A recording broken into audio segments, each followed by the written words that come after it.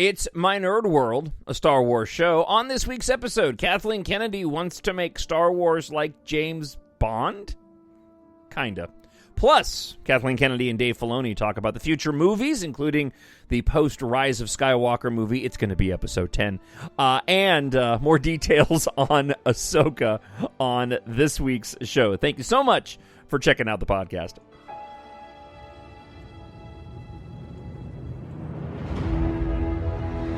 Nothing will stand in our way. I find your lack of faith disturbing. I will finish what you started. Who are you? I'm no one. There are stories about what happened. It's true. All of it. The Force. It's calling to you.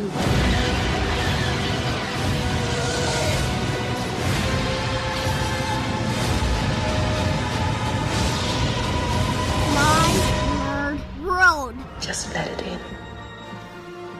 It is My Nerd World, and welcome to it. I'm your host, Jon Justice. I hope you had yourself a fantastic week, and thank you so much for checking out the show once again as we talk all things Star Wars. There might be some podcast. I may be expanding the My Nerd World, a Star Wars show, to My Nerd World Movie Talk and Star Wars as we continue to get into the summer movie season, the spring and summer movie season. I've got a lot of thoughts and comments on the movies that are coming out, and would like to be able to share them with you and also hear from you as well. So I'm thinking I might open up the podcast to not just a Star Wars news. I had toyed with the idea of making a separate podcast, but I think for a lot of us, we're going out and seeing the same stuff. So there might be some changes, including bringing back the video element of it if I can get the proper equipment and just kind of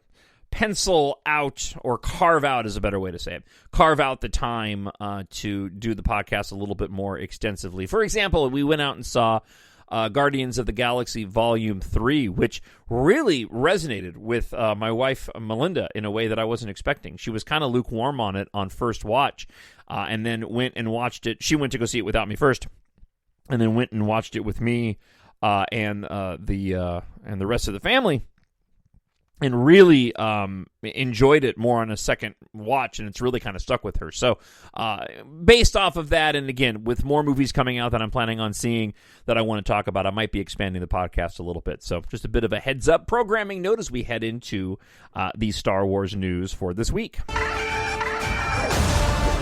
the spark that'll light the fire that'll burn the First Order down. Not a ton going on. There was an Empire Magazine Summer 2023 special, speaking of movies, where they did an extensive interview with Kathleen Kennedy and Dave Filoni on the future of Star Wars and Ahsoka. I'm going to share with you the highlights from that article and my thoughts as well. Also, Kathleen Kennedy recently made a comment, and she makes the weirdest comments that somebody had talked about on another podcast, that Kathleen Kennedy needs a really good PR person, because it seems as if she makes these statements that kind of come out of nowhere, and then there's a lot of talk about them, and they don't come to fruition. It just seems like she wants to be able to talk about the future of Star Wars, but she's often bringing up things that don't end up transpiring. So one of the more recent controversial comments that she's made was this idea that she wanted to, and Lucasfilm wanted to, take Star Wars, the theatrical releases, and do something akin to the James Bond model, where you release them every 3 years. Whether or not she was also applying that to the storytelling aspect, where in the previous Bond movies, certainly less so with the Daniel Craig films, because the Daniel Craig James Bond films definitely are tied together with, common threads. Those movies all go together, kind of a Daniel Craig James Bond saga. And it also doesn't really play into what she said about every 3 years, because if you track the release date of those James Bond movies, some of them did come back to each other. Others took, longer. If it was just a matter of, we're going to release it when we have a good movie, I could see that. But really what she was describing was kind of the model that George Lucas was using during the original trilogy and the prequel trilogy. The other part that people were speculating about, making a comment where she wanted to eventize the films and make them like James Bond, was the idea that the previous Bond films, apart from the Daniel Craig movies, did kind of stand on their own. And while you had a series of films that had the same lead playing James Bond over the course of several films, the stories in and of themselves were pretty much self-contained. These weren't like trilogies per se. It isn't really all that dissimilar to what's happened with the Guardians of the Galaxy trilogy now. I don't think we all expected that we were going to get a trilogy doing that thing with my fingers of Guardians of the Galaxy films, but that's what we ended up getting. You can actually take those 3 films and it turns into a trilogy.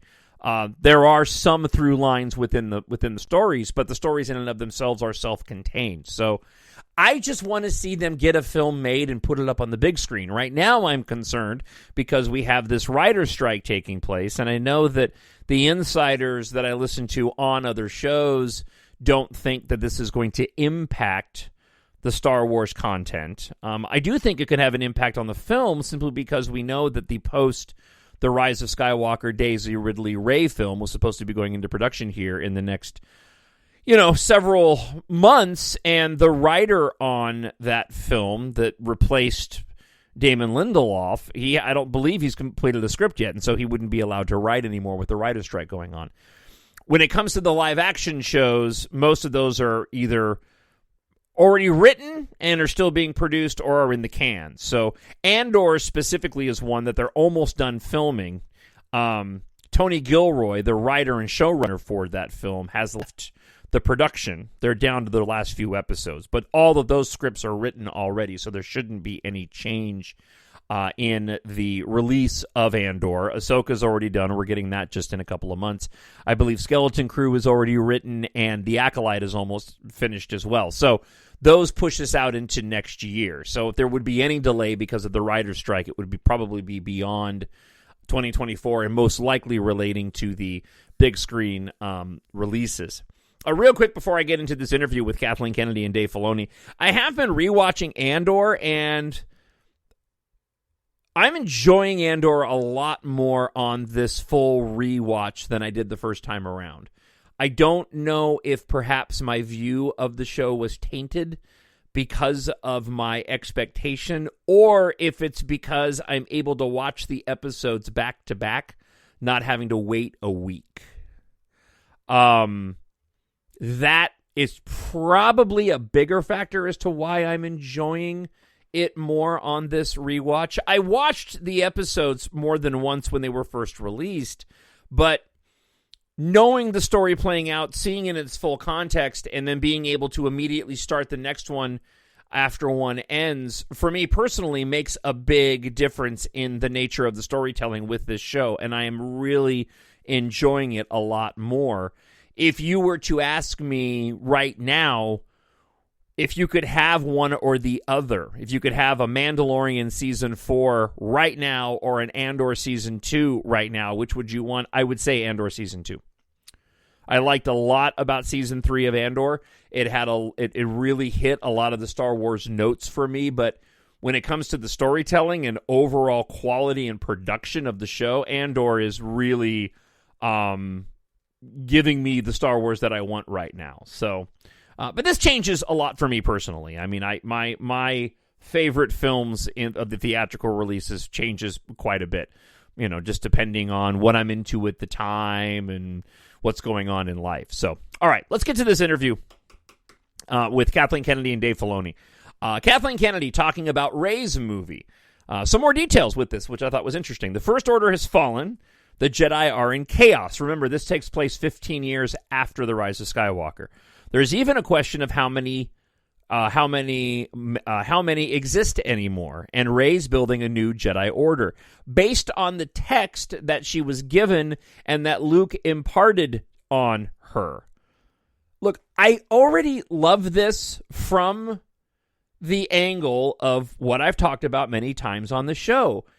It already provides context for me when I go back and watch the sequel trilogy, which I love. Now when I go and see the ancient Jedi texts and those moments when they appeared in The Last Jedi, when I go to watch The Rise of Skywalker and we get to the end of that film and everything that transpired, I know that in that final shot of Rey and BB-8 with the twin sons, that the story isn't over anymore. Her burying the lightsabers is more symbolic to me. Her taking on the name of Skywalker means more because I know the story is going to continue with her. I love this. And I wish they would give us more of this. I wish they would be more open with the storytelling aspect. I've, again, said this a long time ago. If I were in charge of doing PR for Star Wars, they need a fan, somebody who does podcasting that understands the fandom, that can go and release the tidbits of information that the fans want without ruining anything of the upcoming content. There is so much that they could do in terms of promotion that wouldn't undermine any of their plans when we get to the actual promotion of a film coming out, that could just fuel the fandom speculation. And it just seems like they missed the mark so often on that. Kathleen Kennedy, talking about Rian Johnson, says that Rian and I talk all the time. He just keeps getting more and more successful, and it keeps moving things back further and further. One day we'll figure this out. Like, I'm not holding my breath for a Rian Johnson trilogy anytime soon. Rian Johnson's young enough that there's plenty of time for him to still make Star Wars movies. I don't think that Kathleen Kennedy is going to be with Lucasfilm long enough, honestly, by the time they get around to a potential new set of movies or movie from Rian Johnson. When it comes to Taika Waititi and his film, this seems to throw water on this idea of what we talked about last week that was rumored in Deadline of the movie going into production next year. Taika is working away. He won't get mad at me for saying this, slow. We've got a couple of acts. We need a third. So maybe they could go into production next year, but again, based off the writer's strike, this could throw a monkey wrench in that. Lando and Rogue Squadron are still on the books, apparently. The Lando series and Rogue Squadron are still sitting there waiting to be made. They just want them to be great. And it makes sense, especially for Rogue Squadron. I mean, that was Rogue Squadron. That was one that they announced that they were going to do. I just don't think you take a movie that was poised to be made and just, throw it in the dustbin. I think eventually it gets made. It's just about when. And I still contend that goes back to Top Gun Maverick, and that Rogue Squadron was going to be too close to what Top Gun Maverick ended up being, and therefore they decided that they didn't want to go forward with it right then. On top of the Patty Jenkins controversy and her being unable to go and direct it because of Wonder Woman and etc. Kathleen Kennedy also spoke, as I mentioned before, about wanting to eventize Star Wars, and she says it's much better to tell the truth that we're going to make these movies when they're ready to be made and release them when they're ready to be released. In this Empire Magazine article, Dave Filoni said, there are lots of factors, especially in playing with a character like novelist Timothy Zahn's Thrawn, when talking about his film coming up and the actors and the characters in his film and the stories that he's telling. I want to make sure that I'm honoring, and especially with Ahsoka, the ideas that Timothy Zahn had. So I want to see what's in his books for the story. In The Bad Batch, there is actually some crossover with the book Heir to the Empire in the military base of Tantis. So there are little things along the way that I've built across different mediums, all in preparation for things to come later. Do you see Thrawn as the big bad of this New Republic era? Is that how you're positioning him? Dave Filoni said, definitely. In my eyes, when Timothy Zahn wrote Heir to the Empire, Thrawn became this very iconic villain because he was different than anything we'd seen before. He wasn't just another helmet-wearing, lightsaber-wielding bad guy. There's a lot of pull to make characters that are like Vader because it is so iconic. But the boldness that Tim had was to make somebody that wasn't like that didn't have those abilities, that could fight in a different way. In the words of Star Wars, the war part of it, him being a grand admiral, a leader, a military strategist, a Moriarty archetype, someone that will outthink you, out-strategize you. That really resonated. He's a critical player in this time period. We're fortunate enough to have that character and fortunate to have Lars Mikkelsen playing him. What was it like when Kathleen Kennedy asked you to make a Star Wars film? I don't assume anything, said Dave Filoni. I don't think that I deserve anything. Kathy, upon seeing my work in the live-action realm, was like, Dave, we have to have you do a movie. My goodness, a person like that telling you that is an amazing thing. But I always look at myself and I say, well, am I ready to do that? I appreciate that, and I think she would know, but it's got to be the right story, and it's got to be the right group of people backing you. A big reason why I felt confident in doing live action at all was because Kathy was there. She's a very big supporter of me all along the way. So it's a great moment, but I immediately think of the responsibility, and I immediately think of the job that's going to entail, and I want to make sure I can do a good job. It began on the big screen for you in 2008's The Clone Wars movie. What will it mean to see directed by Dave Filoni on the big screen again? It's very special. The first time I ever remember as a kid noting the term directed by was directed by George Lucas. That's the thing I never lose sight of. This is George's galaxy. I just tried to learn as much about it so I can execute it faithfully and then hopefully expand on the new things with everybody else. What a fun galaxy it is. When it comes to the Ahsoka cast, as I mentioned earlier, the Ghost family. It's the through line of the show, says Mary Elizabeth Weinstead of the Ghost Crew. Somebody had emailed me and wanted to know Russ had emailed me and wanted to know my thoughts on Mary Elizabeth Weinstead playing Hera. I'm excited about it. I like her quite a bit as an actress. Hera is probably my favorite character from Rebels, and so I'm very interested to see how Mary Elizabeth Weinstead plays that character. She's become a bit of an action star or an action actress in several of her recent films. So I think in terms of the physicality of the role and being a pilot, she can definitely pull it off. I'll be interested to see how she plays when it comes to the more motherly aspect of the Hera character. The strength that they need to go through. Let me back up here. The strength that they need to go through, what they're facing, requires them to get back together and redefine that family. This time, it isn't centered on blood relatives. I like that there isn't a structure to this, says Rosario Dawson. There's no boss over them. There's no one telling them that they have to do this. This is a carryover from Rebels. These are people who are true believers who have put themselves on the line, sacrificed everything to be together, and who create this chosen family on this mission that they've decided they need to be on. That makes it very special. I'm so excited to see the Rebels crew together. To see Hera, Sabine, Ahsoka, Zeb all on the Ghost, which I assume we're going to get at some point in live action. I mean, that I just cannot wait to see. It's a treat for Rebel fans, but shouldn't alienate newcomers. That's the immediate connection between them is such a strength because you trust that there's a history here. You feel it, says Rosario Dawson, who plays Ahsoka. For the ones who have been anticipating this story to go on for a long time, they're going to feel really happy. The show had a practical loath cat. That was my little buddy, laughs Bordizzo. I believe that's the woman who's playing Sabine, if I'm not mistaken. The cat, the complexity of the design, I mean, it has a real skeleton under there because that's how they control such intense facial expressions and everything. If you thought Baby Yoda's reaction shots broke the internet, just you wait. It would snarl, look cute, says Dawson. Really, it's just next level. The gauntlet has been thrown down. Move over, Grogu, says Bordizzo. So I'm just glad we don't have to wait very long until we get Ahsoka. Now, if you were to ask me which could I have first, Andor Season 2 or Ahsoka, I would definitely be saying Ahsoka. So I just want to be perfectly clear on that. And that wraps up the episode for this week, keeping it short with just the news from the past week. So thank you so much for checking out this week's episode.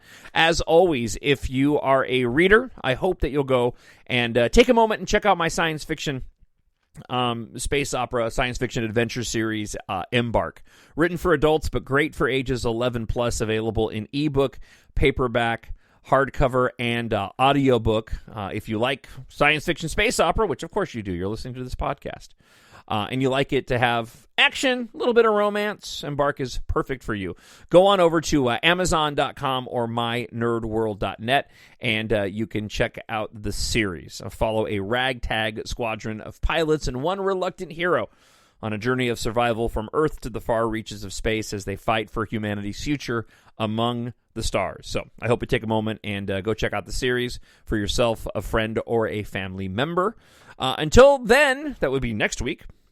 I hope wherever you are happy, you're healthy, and you're safe. I'll talk to you guys again in about a week. Thanks. Bye.